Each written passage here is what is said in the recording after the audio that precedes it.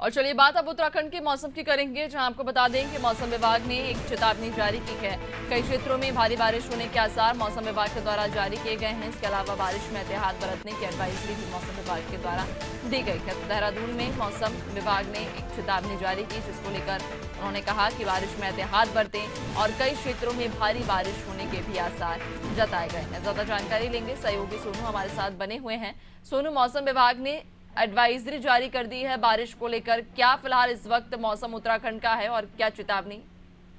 देखिए, उत्तराखंड में इस वक्त भी मौसम का मिजाज बदला हुआ है। मैदानी क्षेत्रों से लेकर पर्वतीय क्षेत्रों तक मौसम का मिजाज बदला हुआ है। और राजधानी देहरादून की अगर हम बात करें तो देर रात झमाझम बारिश देखने को मिली। और जो मौसम विज्ञान केंद्र ने चेतावनी जारी की है, उसके मुताबिक देहरादून के अलावा जो पर्वतीय क्षेत्र है, पौड़ी जनपद है, मैदानी क्षेत्र हरिद्वार जनपद है, और मैदानी और पर्वतीय क्षेत्र नैनीताल जनपद है, चंपावत क्षेत्र है और उधम सिंह नगर, ये ऐसे जिले हैं जहां पर भारी से भारी बारिश की चेतावनी जारी की है। और साथ ही साथ मौसम विज्ञान केंद्र ने ये एडवाइजरी भी जारी की है कि खास तौर से चारधाम यात्रा वाले जो मार्ग हैं और इसके अलावा जिन क्षेत्रों के लिए चेतावनी जारी की गई है, वर्षा के दौरान इन क्षेत्रों में उत्तराखंड के लोगों के साथ साथ बाहरी क्षेत्रों से पहुंचने वाले टूरिस्टों को एहतियात बरतने की एडवाइजरी जारी की है। तो उम्मीद ये की जा रही है कि जिस तरह से सरकार बार बार यात्रियों के लिए भी और उत्तराखंड के लोगों के लिए भी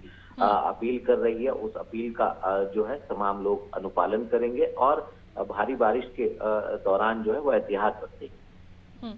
बिल्कुल, यानी कि मौसम विभाग के द्वारा तो ये कहा गया है कि चेतावनी उन्होंने भी जारी कर दी है कि कई क्षेत्रों में भारी बारिश होगी, एहतियात बारिश के दौरान बरती जाए। लेकिन इसी बीच सोनू, एक और चिंता की विषय ये हो जाती है, चूंकि इसके पहले ही हम बात कर रहे थे कि चारधाम यात्रा में श्रद्धालुओं की जो संख्या है वो रिकॉर्ड तोड़ रही है। लगातार श्रद्धालुओं की संख्या बढ़ रही है और उत्तराखंड चूंकि पूरा पहाड़ी एरिया है और ऐसे में लैंडस्लाइड की जो दुर्घटनाएं हैं वो काफी हद तक बढ़ जाती हैं।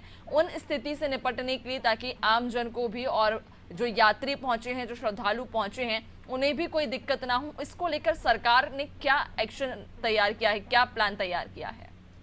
देखिए, सरकार ने एक पूरा का पूरा एक प्रारूप तैयार किया है जिसमें यात्रियों की सुरक्षा को प्राथमिक तौर पर रखा गया है और जो सरकारी तंत्र है उसको और मजबूत किया गया है। खास तौर से आपदा प्रबंधन तंत्र के साथ साथ स्वास्थ्य विभाग को और इसके अलावा पुलिस प्रशासन को, और स्टैंड बाय में सरकार ने एनडीआरएफ, एसडीआरएफ और जो हवाई सेवा को भी कहीं ना कहीं स्टैंड बाय में रखा हुआ है कि किसी भी हालात से निपटने के लिए, किसी भी स्थिति से निपटने के लिए, यात्रियों को सुरक्षित करने के लिए, देखिए आपदा को रोका तो नहीं जा सकता, लेकिन आपदा जैसे हालात उत्पन्न होने के तत्काल बाद रिस्पांस टाइम कम से कम हो सके, राहत कम से कम समय में पहुंचाई जा सके, ये प्रयास किए जा रहे हैं। और इसमें जहां मौसम विज्ञान केंद्र डॉप्लर रडार के माध्यम से मौसम का सटीक पूर्वानुमान जारी कर रहा है, तो वहीं शासन, प्रशासन, आपदा प्रबंधन तंत्र पूरी तरह से मुस्तैद है। कुछ समय पहले ही मुख्य सचिव ने